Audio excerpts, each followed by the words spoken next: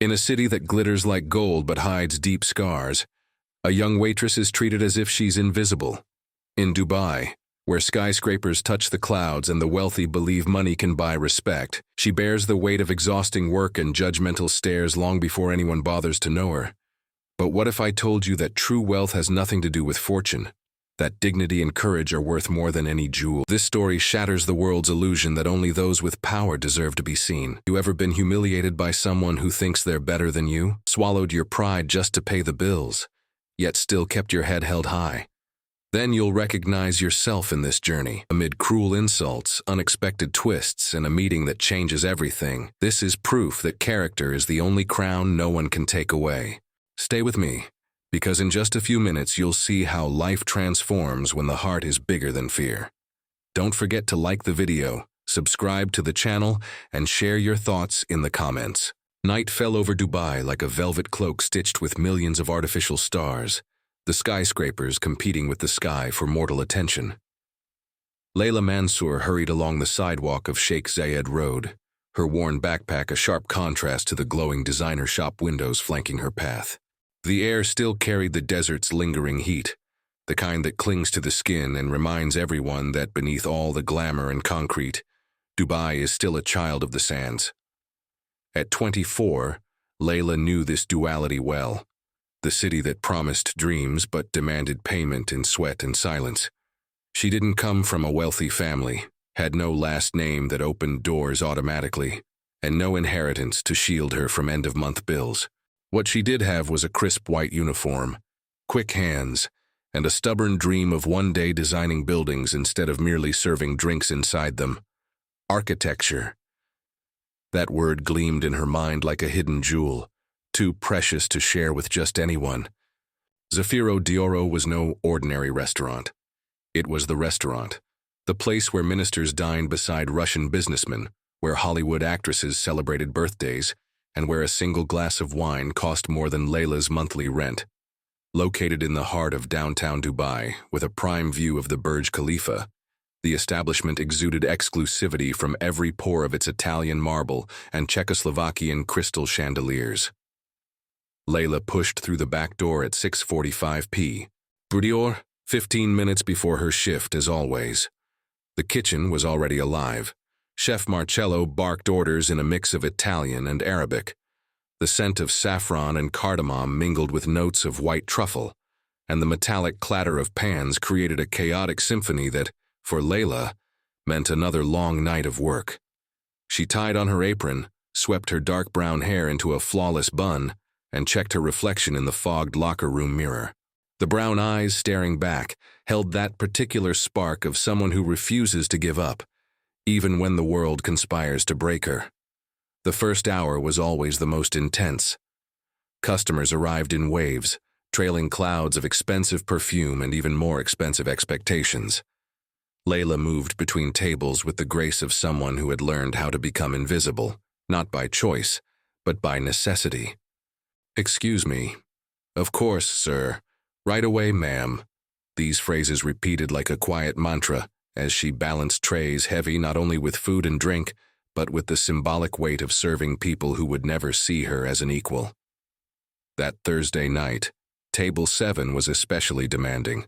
4 women draped in jewels that glittered under the amber lights, all talking loudly about their latest shopping spree in Paris. Layla poured rosé champagne into crystal flutes, and not one of them paused their conversation to thank her. She wasn't surprised. Furniture doesn't deserve gratitude. But as she returned to the kitchen, something inside her let out a silent sigh, the kind that carries a question she would never dare to voice. How much longer could she keep her dignity intact in a world determined to treat her as part of the scenery? The answer would come sooner than she imagined. But not yet. Friday night at Zafiro d'Oro had a different flavor, sharper, more electric, as if the very air vibrated at a higher frequency. Layla arrived at 6:30 p.m. and immediately sensed the unusual tension. Marcello, the temperamental chef, was even more on edge than usual, adjusting plates with surgical precision. "Big night, everyone. We've got important guests tonight," he announced in the kitchen, and the servers exchanged knowing looks. important guests in Dubai meant money powerful enough to make governments rethink their laws. The main dining room had been partially reserved for a private event, the birthday celebration of Tatiana al-Rashid, a socialite famous for her extravagant parties and even sharper tongue. Layla knew the type, women born into wealth who confused privilege with superiority, who measured human worth by the weight of wallets and the pedigree of last names. Tatiana's group already occupied the VIP area, 8 impeccably dressed people, laughing loudly and drinking champagne that cost more than a small car. Around 9:30 p.m., as Layla approached the table with their third bottle of Dom Perignon, fate revealed its hand. "Oh my God, look at that uniform!" Tatiana's piercing voice sliced through the air like a blade. "It's straight out of the 90s. Sweetheart, that white isn't even white anymore." Cruel laughter exploded around the table like a burst of fireworks. Layla felt the heat rush to her face but kept her expression neutral. Years of practice had taught her to swallow humiliation like a bitter medicine necessary for survival. "And those unpolished nails. Do you even have a boyfriend, or have you just given up on life?" added Marina, one of Tatiana's friends, lightly touching Layla's hand as she took her glass, as if inspecting a curious insect. "On a waitress's salary, I imagine there's barely enough left for bread, let alone a beauty salon." Another chimed in, and fresh laughter echoed. Layla set the tray on the table, her hand steady despite the earthquake inside, and murmured an almost inaudible, "Excuse me." But before she could turn away, Tatiana launched the final arrow. "Do you think people like her have dreams? Like, does she wake up thinking, 'Today I'll serve real people'? Or has she already accepted she was born to be invisible?" The silence that followed lasted only 3 seconds, but to Layla it felt like an eternity frozen in place. She was about to turn when she sensed, more than saw, a different gaze cutting through the fog of shame around her. At the end of the table, slightly removed from the raucous group, a man watched the scene with an expression Layla couldn't quite decipher. He wore a pristine white dishdasha, the traditional Emirati attire, and a keffiyeh held in place by a gold agal that hinted at noble lineage. His dark eyes held none of the others' contempt. There was something deeper there, perhaps curiosity, perhaps quiet outrage. For a fraction of a second, their eyes met, and a shiver ran down Layla's spine. He didn't laugh. He didn't join the cruel chorus. He simply watched, as if seeing something the others were too blind to notice. Then he did something unexpected. He inclined his head ever so slightly in a gesture of respect, a silent bow that stood in stark contrast to the circus of cruelty around him. Layla quickly looked away, her heart pounding, and all but fled toward the kitchen, unsure why that single look unsettled her, more than all the venomous words she had just endured. The staff restroom at Zafiro Doro was small, claustrophobic, and smelled of cleaning products mixed with the lingering aroma of food that clung to everything in the place. Layla locked herself inside one of the stalls and finally let the tears fall, hot, angry, heavy with a frustration she had been carrying for months, maybe years. She bit her fist to muffle the sobs, because even here, in this cramped cubicle, she didn't have the luxury of crying out loud. Tatiana's words echoed in her mind like a scratched record, born to be invisible. It hurt more than it should have, because it struck at a secret fear Layla carried, the fear that maybe those women were right, that maybe she really was destined to remain in the shadows while others basked in the spotlight. She wiped her face with the rough toilet paper, looked into the spotted mirror, and saw not the girl who dreamed of designing skyscrapers, but only a waitress in a worn uniform who had just been turned into a parlor joke. For one terrible moment, Layla wished she could simply disappear, quit, go back to the tiny home she shared with her mother and 2 younger brothers, and accept that Dubai wasn't a place for people like her. When she returned to the dining room 20 minutes later, eyes still slightly swollen but posture intact, she was intercepted by Rashid, the restaurant manager. "Layla, the gentleman at the VIP table would like to speak with you," he said quietly, almost conspiratorially. with an expression that blended curiosity and something close to nervousness. Layla's stomach dropped. "Which one?" she asked, though she already knew the answer. Knew it with the kind of visceral certainty that defies logic. "Sheik Khalid al-Mansour." Rashid pronounced the name with reverence, as if speaking of a deity. "He's asked to meet you in the private garden after your shift, at 11:30. The world tilted slightly. Sheik Khalid al-Mansour wasn't just wealthy. He was a walking urban legend, heir to one of the oldest and most influential families in the Emirates, known as much for his billion-dollar ventures as for his discreet, media-shy lifestyle. And he wanted to speak to her, the waitress who had just been publicly humiliated. Layla's internal alarm blared like a siren. "Tell him I'm not available," she heard herself say, her voice steadier than expected. Rashid blinked, confused, as if she'd just turned down a ticket to paradise. "Layla, do you understand who Sheikh Khalid is? He doesn't extend invitations like this. It's extraordinary." But it was precisely because it was extraordinary that every fiber of Layla's being screamed to refuse. She knew the stories, women of modest means who caught the attention of powerful men, only to discover too late they were seen as temporary entertainment, disposable conquests that fed egos and were discarded like broken toys. The humiliation she'd suffered that night was still raw, burning like acid in her veins, and the last thing she needed was to put herself in an even more vulnerable position. That look he'd given her, that respectful nod, it could be genuine compassion or just the curiosity of a collector admiring an exotic piece.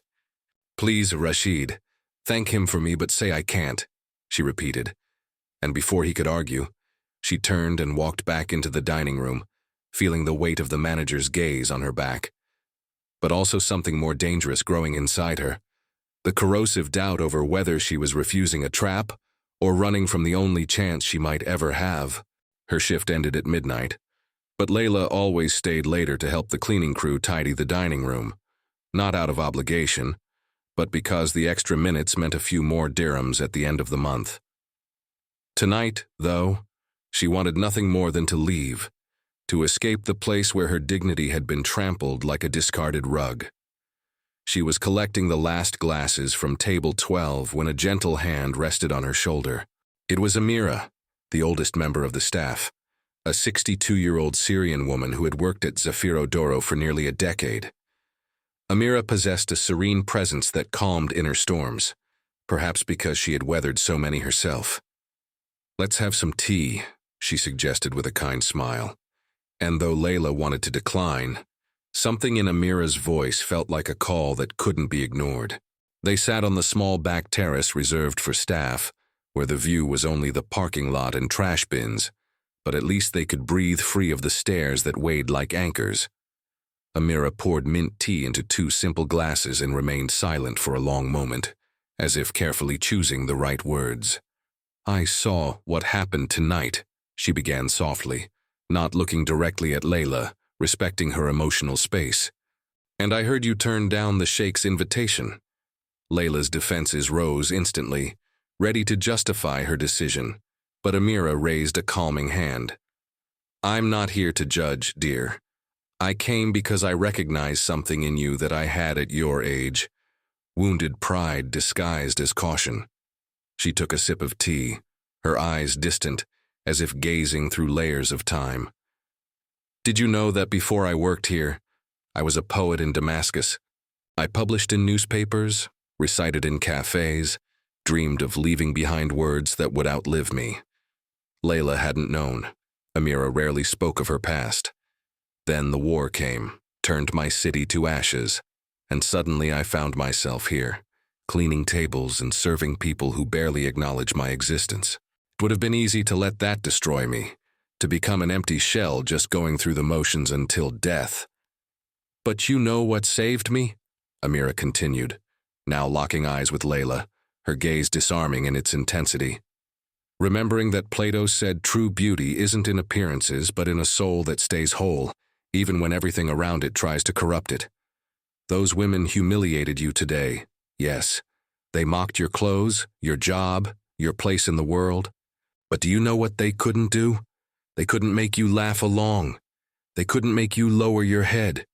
They couldn't dim the light you carry, even without realizing it. Layla felt a lump in her throat, but this time it wasn't from sadness. Something else, and maybe recognition. As for the Sheik, I don't know his intentions. They may be pure, they may not. But don't let fear of someone else's motives keep you from finding out. Because, you see, the true wealth, what no one can ever steal, is the ability to stay true to who you are while still allowing yourself new experiences. You don't have to go if you don't want to. But make sure you're refusing for the right reason, not because those venomous vipers made you believe you don't deserve to be seen.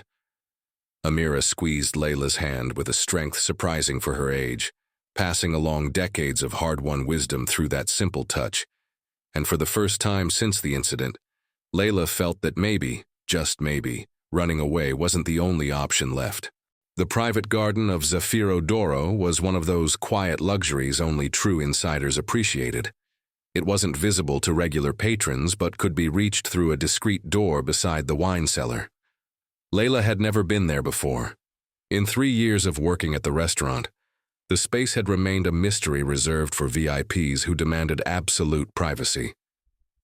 Now, at 11:45 p.m., even 15 minutes later than the suggested time, she pushed the glass door with trembling hands, determined to face whatever awaited her. The garden was smaller than she had imagined, but breathtakingly beautiful. Moroccan lanterns hung from carefully trimmed palm trees, a small fountain murmured in the center, and the scent of night-blooming jasmine floated in the warm air like a whispered promise. Sheik Khalid stood near the fountain, his back to the entrance, hands clasped behind him in a posture of quiet contemplation. When Layla closed the door, the soft click made him turn slowly, and for the first time she could observe him without the chaos of the dining room around them. He was younger than she'd expected, perhaps 35, maybe less. Hard to tell when someone carried that kind of natural authority that adds years to perception. His skin had the coppery tone of the Bedouins, his dark brown eyes almost black beneath the gentle lantern light, and a precisely trimmed beard-framed features that were striking without being harsh. He now wore only a simple kandura, without the adornments he'd had in the restaurant, and somehow that made him seem more human, less untouchable. "Miss Mansour," he said, his voice deep, the kind that resonates in the chest before it reaches the ears. "Thank you for coming, especially after—" He paused, as though choosing his words carefully. After such a difficult evening, Layla stayed near the door, keeping a safe distance, her body taut as a violin string on the verge of snapping. "Your Excellency asked for me. It would be disrespectful not to come," she replied, her voice colder than intended but honest in its defensive formality. Khalid took 2 steps toward her, then stopped, as if realizing that coming too close would be a tactical mistake. "Please, no formalities. My name is Khalid, and I'd like you to call me that." He gestured toward a stone bench beside the fountain. "Will you sit? I promise I won't take much of your time." Layla hesitated, every instinct still screaming that this might be a trap, but something in the way he maintained distance, aware of the imbalance of power between them, made her feet move almost against her will. She sat at the edge of the bench, back straight, hands clasped in her lap, ready to flee at the first sign of danger. Khalid remained standing, preserving the space between them. "I heard you refused my invitation at first," he began, a faint smile touching his lips. "Rashid nearly had a nervous breakdown. Apparently, people don't usually say no to me." There was a self-deprecating humor in his tone that disarmed Layla for a second. "I came to ask you something specific, if you don't mind. How long have you worked here?" 3 years, Layla answered cautiously. "And in all those 3 years, serving this city, watching its lights, its buildings, its contrasts, how do you see Dubai? Not the postcard version, the real one." The question caught her completely off guard. It was the last thing she expected to hear from a billionaire sheik in a private garden near midnight. And for the first time since stepping into that space, Layla felt her armor crack, revealing the curious, thoughtful woman, hidden beneath. The days following that garden meeting were the strangest of Layla's life. She told Amira about their conversation, how Khalid had asked genuine questions about her view of Dubai, how he had listened closely as she described the city as a land of paradoxes, where skyscrapers brushed the clouds while ordinary people lived buried in basements of insignificance. He had asked to see her again, not at the restaurant, but in places where they could truly talk. A cafe in Al-Quoz, a walk along the historic creek. Simple settings that contrasted sharply with his status. Layla agreed, against all logic, but set firm boundaries. No expensive gifts, no attempts to impress her with power or wealth, only conversation. And, surprisingly, Khalid accepted without hesitation. But Dubai was far too small for such a big secret, and soon, the whispers spread like fire through dry grass. By the following Wednesday, when Layla arrived at the restaurant, the atmosphere had shifted. Sideways glances, conversations that stopped abruptly when she approached, a palpable tension that made the air feel heavier. It was Nadia, one of the younger waitresses, who finally found the courage to confront her. "Layla, I need to warn you about something," she said in the locker room, her voice low and urgent. "People are talking. They're saying you're getting involved with Sheik Khalid, that you're trying to climb the ladder on his back, that you're an opportunist." The word landed like a brick in Layla's stomach. "Who's saying that?" "Everyone, especially after Tatiana al-Rashid started spreading rumors that you seduced the Sheikh right in front of her, that you staged a scene to get his attention." Nadia touched Layla's arm with genuine concern. "Look, I don't believe it, but you should know it's growing. Some people are saying women like you use beauty to get ahead, that you're nothing but a gold digger who saw an opening." Rage surged through Layla's veins. How dare they? Bree, who had initially refused the invitation precisely to avoid this vulnerability, who had set clear boundaries and kept her dignity above everything, was now being painted as calculating. The injustice burned like a hot iron. Things worsened over the weekend. When Layla came home Friday night, she found her mother, Mariam, waiting in their small living room, worry etched across her face. "I got a call today," she said bluntly, the way women who've lived hard lives speak. "A woman who didn't give her name told me my daughter is getting involved with powerful men, that I should be more careful about how I raised you." Her voice trembled slightly. "Layla, what's going on?" And there, on the worn couch of the apartment barely big enough for a family of 4, Layla broke down. She told her everything. The humiliation at the restaurant, Khalid's invitation, the conversations they'd shared, how he seemed genuinely interested in knowing her as a person, not as a prize. Mariam listened in silence, the heavy silence of mothers who carry as much fear as love in their hearts. "Daughter, you know men like him don't marry girls like us," she said at last, not with cruelty but with the bitter wisdom of someone who sees the world as it is, not as we wish it to be. "You're smart, strong, you have dreams. Don't let anyone, no matter how powerful, turn you into gossip or worse, into a broken woman when he inevitably moves on." Her mother's words echoed in Layla's mind for days, mixing with the judgmental glances at work and the anonymous messages that began to flood her phone, some grotesque, others cruelly concerned, all feeding a growing pressure that made her question whether any of this was worth it, whether knowing someone who truly saw her was worth having her reputation shredded by people who had never cared about her before. The invitation arrived on a rainy Tuesday, a rare event in Dubai, as if even the weather conspired to make the day unforgettable.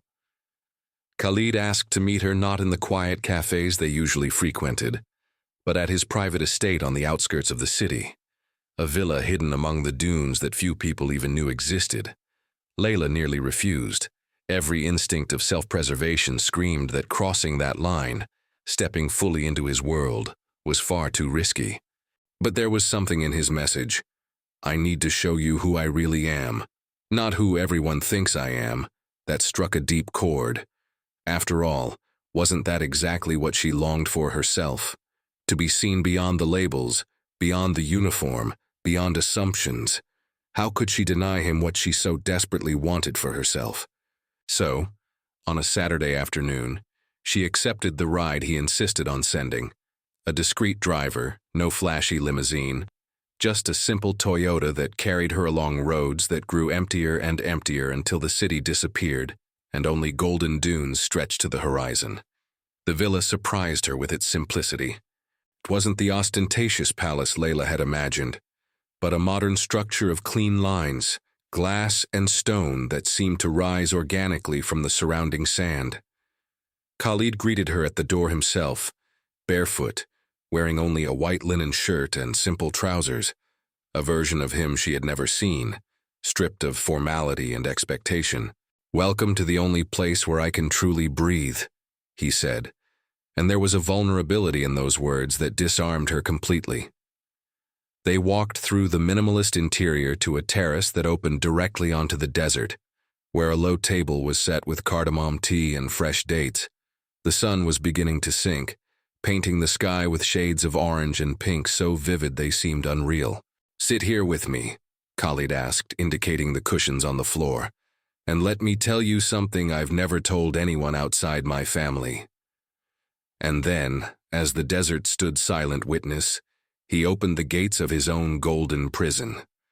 Khalid spoke of growing up as the heir to a dynasty, where every move was calculated, every friendship questioned, every relationship dissected for political and financial implications.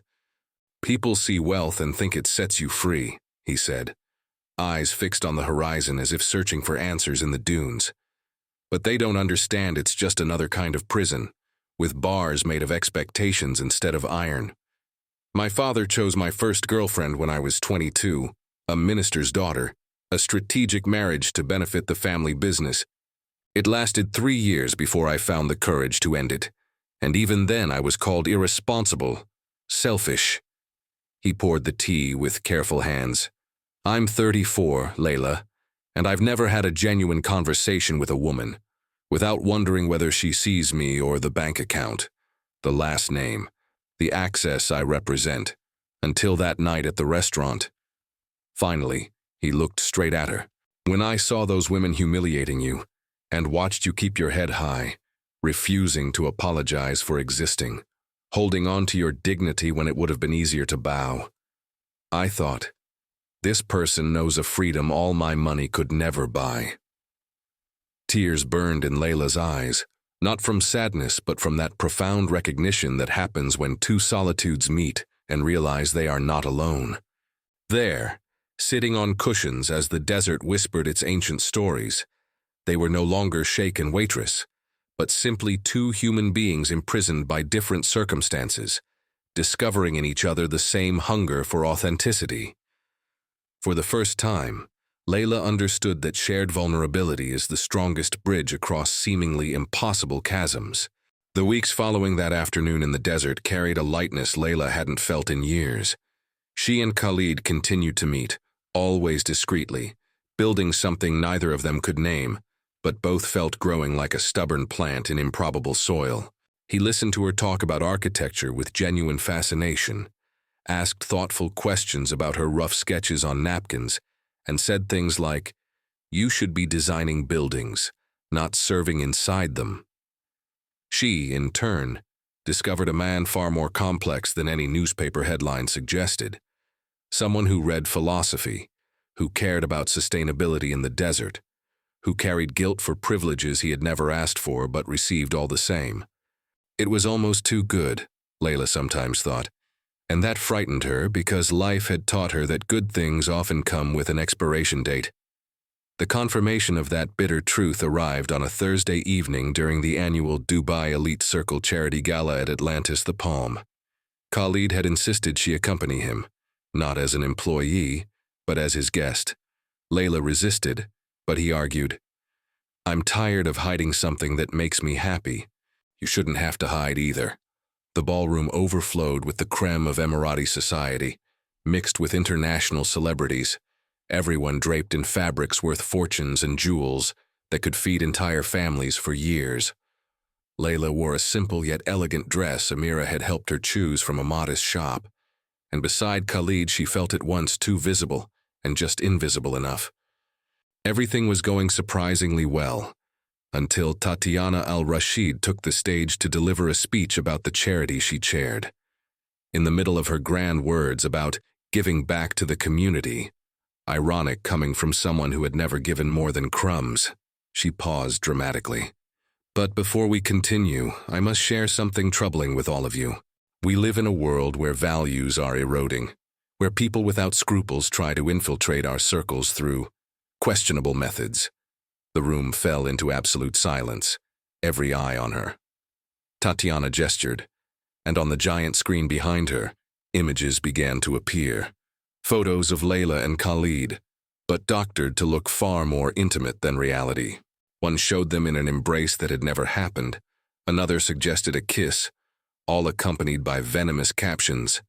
Waitress on the rise, the price of ambition, from uniform to evening gown, a calculated transformation. Layla's blood turned to ice. Nervous laughter rippled through the hall, followed by whispers swelling like an incoming tide. Her face burned, her hands trembled. The floor threatened to vanish beneath her feet. Khalid stood instantly, jaw tight with fury. But before he could speak, Tatiana continued her public assault.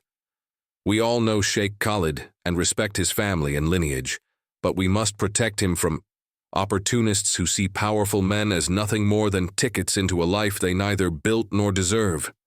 She turned her gaze directly on Layla, smiling with distilled malice. Miss Mansour, do you have anything to say in your defense? Any explanation for how a mere waitress gained access to the private life of one of Dubai's most influential men? Perhaps you can share your techniques with other ambitious young women here tonight. The room erupted in cruel laughter, that collective mockery that strips a person to the bone and leaves them exposed to predators. Layla was standing now, trembling from head to toe, every cell screaming to run, yet she couldn't move. For a single endless second, a silence that stretched like eternity, she heard clearly what everyone was thinking. Maybe Tatiana is right. Maybe she really doesn't belong here. Maybe this is nothing but a pathetic Cinderella fantasy, refusing to accept that there is no fairy godmother in the real world. Only cruel people ready to crush anyone daring to dream above their station. What happened in the next 5 seconds changed everything. Khalid strode onto the stage with a speed that startled even the security guards, his presence radiating an authority that silenced the entire hall at once. He didn't shout, didn't lose control. His voice came low and steady, but carried a power that made the walls seem to vibrate. Miss al-Rashid, I suggest you choose your next words very carefully, he began, his eyes fixed on Tatiana with a tiger's intensity. Because what you've just done is not only morally repugnant, but criminally actionable. Defamation, image manipulation, public harassment. He made a slight gesture, and 2 men in suits, lawyers, Layla realized, appeared at the side of the stage holding tablets. My legal team has already identified at least 7 violations of the law in what you've just presented. But before we proceed with the appropriate measures, I'm going to correct a few lies for everyone here. Khalid turned to the audience, his posture as straight as a spear. Layla Mansour did not worm her way into anything. I sought her out. I insisted on getting to know her. I refused to accept her initial rejections because I recognized in her something all of you, with your diamonds and famous last names, lost a long time ago, true integrity. You want to know who Layla really is, Khalid continued, passion rising in his voice, the kind born of deep conviction. She's a woman who works 12-hour days to pay her family's debts, who studies architecture on her own in stolen moments, because she never had the privileges the rest of us take for granted. Weeks ago, she was publicly humiliated in this very room. He pointed straight at Tatiana, by the same person who now tries to destroy her again, not because Layla did anything wrong, but because her dignity exposes what someone else lacks. The crowd was utterly silent now, some faces flushed with shame, others wide-eyed with shock. And do you know what she did when I first invited her out? She refused. That's right. She turned me down because she questioned my intentions and didn't want to be seen as an opportunist. A wise colleague had to convince her that agreeing to a conversation isn't a crime. How many of you here would have that strength of character? How many of you would turn down an opportunity on principle? The heavy silence that followed was answer enough. Then Khalid did something completely unexpected. He stepped down from the stage, walked to where Layla stood, still frozen, tears tracing silent lines down her face, took her hand with infinite gentleness, and led her back up with him. "Hold your head high," he whispered so only she could hear. "You have nothing to be ashamed of, you never did." And then, before 300 people, he spoke aloud what he felt. "Layla Mansour has taught me more about courage and dignity in a few weeks than I learned in 34 years of moving in these circles. She's shown me that true worth isn't in bank accounts, but in the ability to remain whole when it would be far easier to bow. If anyone here has a problem with my choice of company, my admiration for this extraordinary woman, bring your objections to me, and be prepared for the legal consequences." He looked directly at Tatiana, now pale as wax. "As for you, expect to hear from my lawyers on Monday, and pray that Layla shows more mercy than you did." The hall erupted, not in laughter this time, but in applause. It started with one person, then two, then a swelling wave until nearly everyone was clapping, some out of genuine agreement, others simply because it was politically wise to side with power. But Layla didn't care about their motives. For the first time in her life, she was being seen, recognized, defended, not as charity, not as a project, but as an equal worthy of respect.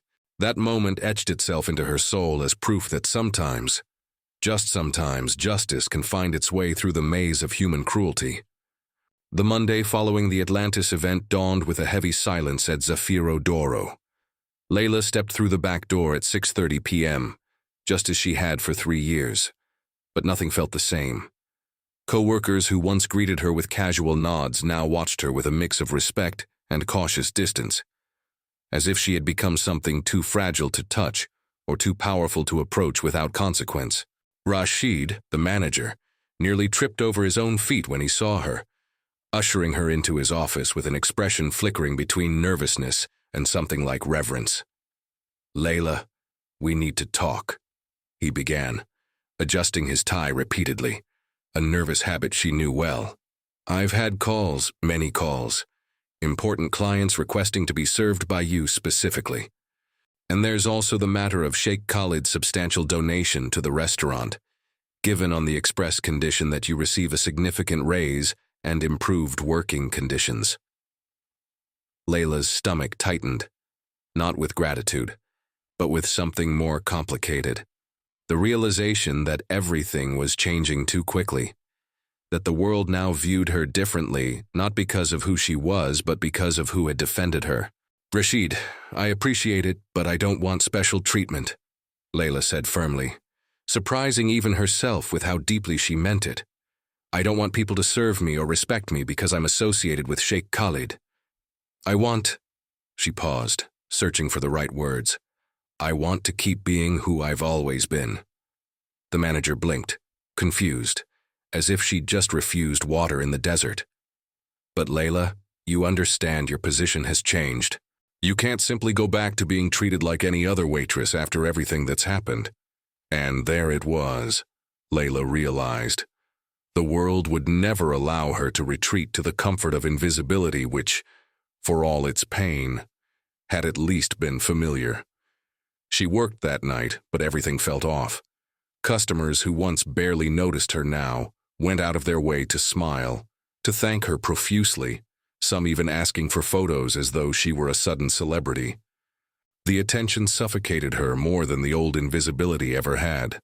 When she served wine to a French couple at table 11, the man said in heavily accented English, "You are that brave young woman from the event. My wife and I admire your strength." Layla murmured a shy thank you, but inside she felt like a fraud. She hadn't done anything extraordinary, only survived a public attack, and now she was being treated like a hero simply for not collapsing. During her break, Amira found her on the back terrace, where Layla smoked her first cigarette in 2 years, a habit she had promised to abandon but reached for when anxiety closed in too tightly. "You're not happy," Amira observed, not as a question, but as a fact. Layla took a long drag before answering. "I should be, right? I was defended in public, humiliated the person who humiliated me. I now have a millionaire sheik interested in me. It's the happy ending every girl supposedly dreams of." Her voice carried a bitterness she couldn't hide. "But it doesn't feel happy, Amira. It feels fake, like I'm wearing someone else's skin." The older woman sat beside her, eyes wise with understanding. "Do you know the problem with happy endings, dear? They demand that you become something new, and every transformation has a price. You must leave behind pieces of who you were, even the parts that gave your identity meaning." She nodded toward the restaurant behind them. "This place was your prison, but it was also your purpose. Serving these people gave you a reason to wake up, to fight, to endure.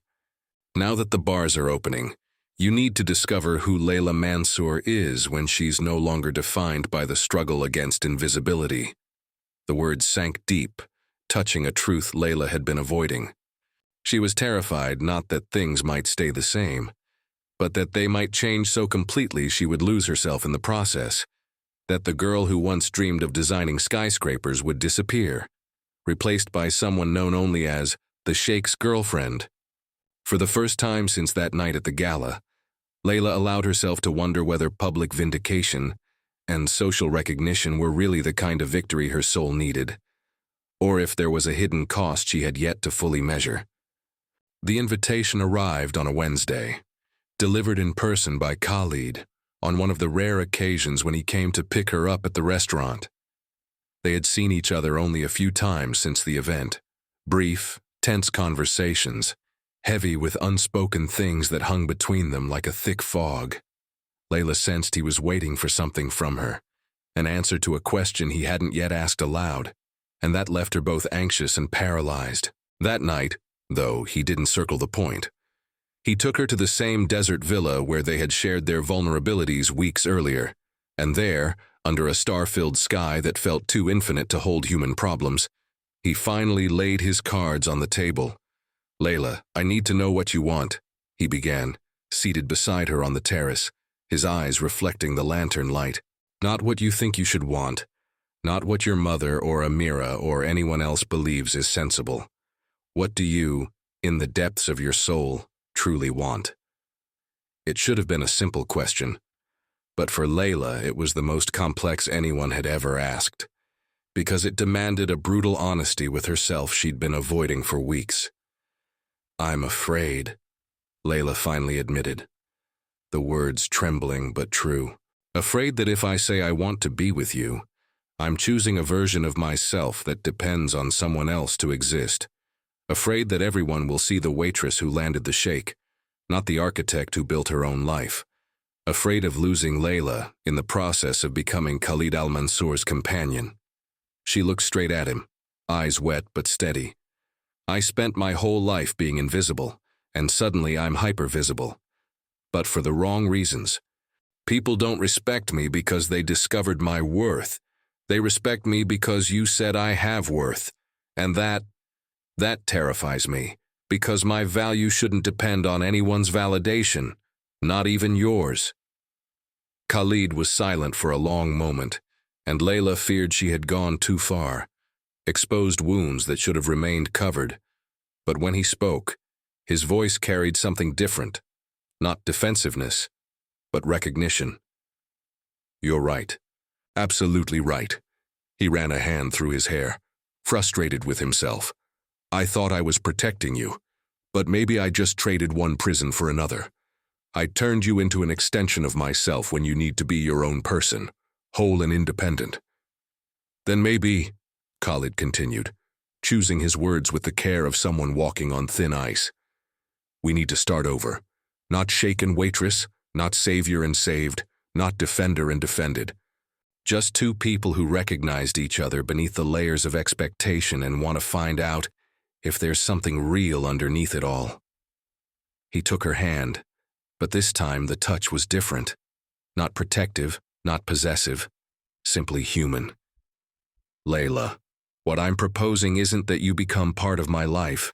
It's that we build something new together, where you don't have to give up who you are, where your dreams aren't replaced by mine, where you can become the architect you want to be and I can learn to be a man who loves without trying to control. There was vulnerability in his words, an admission that he was scared too, unsure how to navigate any of this. I need time, Layla said at last, and she saw relief in his eyes, relief that she hadn't said no outright, but also that she hadn't said yes just to please him. I need to understand who I am when I'm not reacting to humiliation, when I'm not being defended, when I'm not proving anything to anyone. I need to know whether I choose you out of love or gratitude, out of connection or convenience, and I'll only know that if I have the courage to be alone with myself first. Khalid nodded, and in that gesture was a maturity Layla hadn't expected. He was willing to wait, to give her space, to risk that she might discover she didn't want him after all, because he understood that real love isn't emotional kidnapping dressed up as romance. And for the first time since it all began, Layla felt that maybe, just maybe, she had found someone who loved her enough to let her be free, and that this freedom was exactly what would make it possible to choose him genuinely when the right moment came. 3 months passed like pages turned with deliberation. Not too fast, not too slow, but at the pace needed for deep truths to surface. Layla resigned from Zafiro Doro, not because of pressure from Khalid or because she didn't need to work now, but because she finally admitted to herself that waiting tables was consuming the time and energy she needed to invest in the dream she'd been postponing. With the savings she had gathered, and a small scholarship she earned on her own, with no one's interference, she enrolled in a technical program in architectural drafting at the Dubai Design District. The first weeks were brutal. She was older than most classmates, carried educational gaps she had to fill quickly, and often wondered if it was too late, if she was foolish to chase something so improbable.